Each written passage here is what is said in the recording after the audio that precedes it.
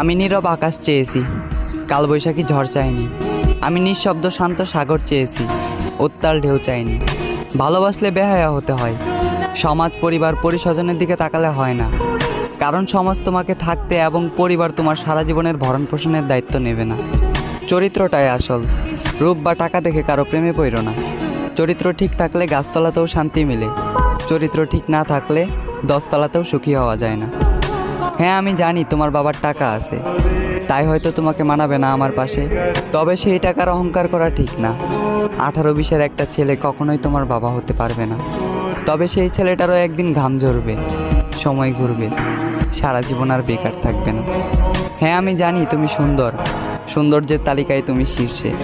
তবে এই রূপের অহংকার করিও না। মনে রাখো, মাটির তৈরি মানুষ তুমি, একদিন মাটিতেই যাবে মিশে।